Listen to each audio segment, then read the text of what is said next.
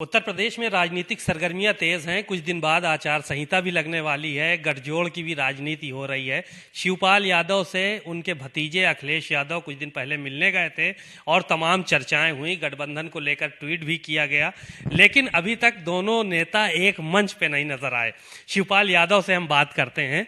Sir, गठबंधन की बात हो गई है, किस हद तक बात हुई है और सीटों को लेकर क्या कुछ बातें हुई हैं?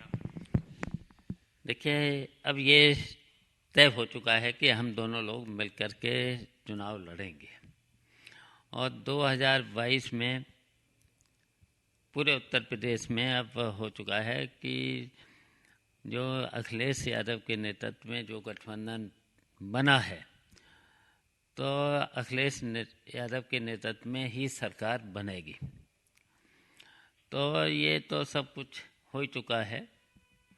अब जहाँ तक सीटों का रहा है, तो सीटें भी मिलजुल करके रणनीति के तहत जितनी भी जीतने वाली सीटें हैं उन्हीं पर लड़ा जाएगा। तो 2 अंकों में माना जाए सीटें मिलेंगी कि या उससे 1 अंक में लेना चाहेंगे आप? क्योंकि आपने गठबंधन किया है, विलय नहीं किया है, तो जाहिर है कि आप भी चाहेंगे कि ज्यादा सीटों पे चुनाव लड़ें आप।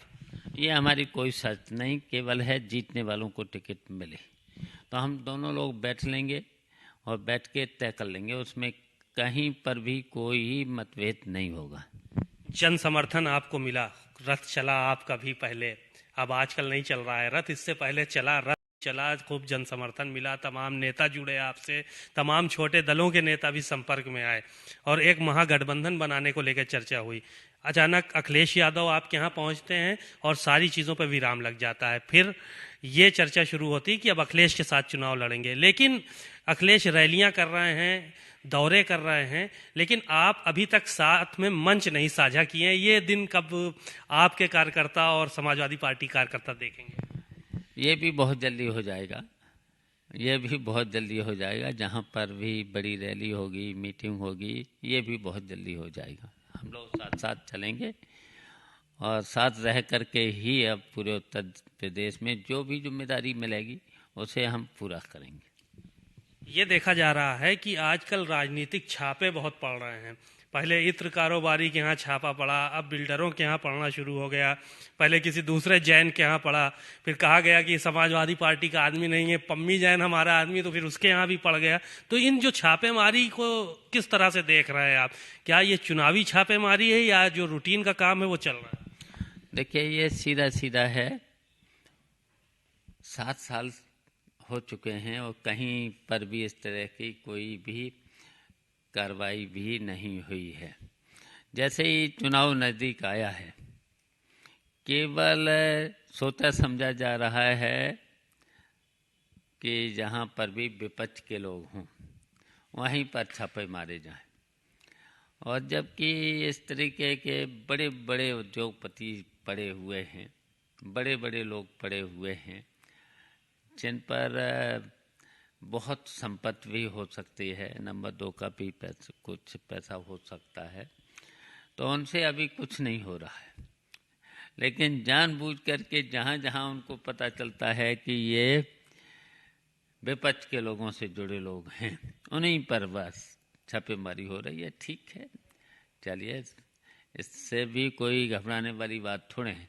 एक तरह से देखिए, भारतीय जनता पार्टी के लोग घबराए हुए हैं।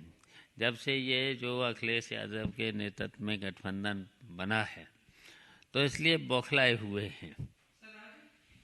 बौखलाए हुए हैं लोग, आप इस बात को कह रहे हैं। तो ये जो छापेमारी चल रही है, इससे राजनीतिक फायदा क्या भारतीय जनता पार्टी को मिलेगा या जिनके यहाँ छापा पड़ रहा है उनके प्रति सिंपैथी लोगों की बढ़ेगी?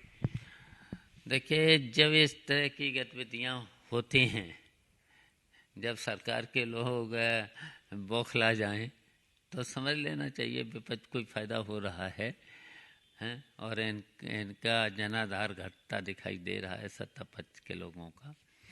जब जनाधार घटता दिखाई देता है तभी ये लोग बौखलाते हैं।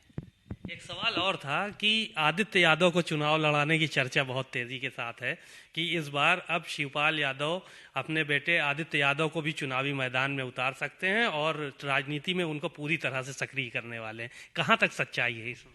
देखिए, जहाँ तक आदित्य पर तो अभी भी पद है, अभी अभी दो पद हैं उन पर। पीसीएफ के चेयरमैन हैं, जिला सहकारी बैंक का भी चुनाव हुआ है, तो वो भी पद है।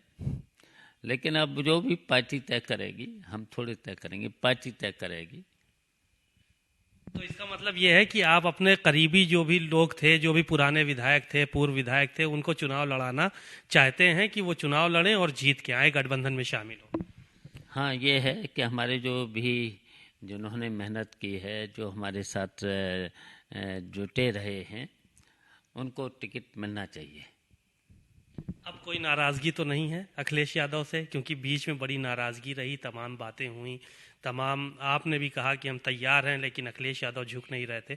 अब तो सारी चीज़ें सामान्य हो गई। नहीं, अब हम लोगों ने तय कर लिया है कि मिलकर ही चुनाव लड़ेंगे। वो इसलिए किया है कि इस समय भारतीय जनता पार्टी की सरकार को हटाना है, तो इस समय विकल्प केवल हैं अखिलेश यादव के नेतृत्व में सरकार बने, अखिलेश यादव उत्तर प्रदेश के मुख्यमंत्री बने। सर, ये सिर्फ राजनीतिक गठबंधन हुआ है कि दिलों का गठबंधन भी हो गया है परिवार में आपस में? अब ये देखिए, जब दिल मिलते हैं तभी तो सब कुछ होता ही है। तो हमने कोई शर्त भी नहीं रखी है, केवल यही है कि हमारे जितने भी हमारे साथ जो भी रहे हैं, जिन्होंने काम किया है, जीतने वाले हैं, उनको टिकट मिलना चाहिए। चीज और कॉमन देखी जा रही है कि आपके जो कार्यकर्ता हैं, प्रगतिशील समाजवादी पार्टी कार्यकर्ता हैं, वो अब अखिलेश यादव के रथ यात्रा में दिखाई पड़ रहे हैं, झंडा लेकर, टोपी लगाकर। आपने कुछ निर्देश दे के रखा है कि अखिलेश यादव की रैलियों में जाएं? देखिए, अब जब अभी 2 तारीख को मीटिंग हुई थी, उसमें समाजवादी पार्टी की ओर से सभी को निमंत्रण मिला है, तो हमारी तरफ से भी निर्देश हैं, जहाँ पर भी निमंत्रण मिले और तालमेल ठीक से समन्वय करें और तालमेल करके ही काम करें। बातचीत के लिए शुक्रिया। ये थे शिवपाल यादव, जो कि प्रगतिशील समाजवादी पार्टी के राष्ट्रीय अध्यक्ष भी हैं और अखिलेश यादव से अब गठबंधन भी हो चुका है। इनका साफ तौर पर यही कहना है कि जल्द ही अखिलेश के साथ मंच भी साझा किया जाएगा, और जब दिल मिलते हैं तभी गठबंधन होता है। अब आपसी कोई भी मतभेद नहीं है, और यही कारण है कि भारतीय जनता पार्टी लगातार समाजवादी पार्टी के लोगों को परेशान करने का काम कर रही है। कैमरामैन गिरीश के साथ सीमाब नकवी, भारत समाचार, लखनऊ।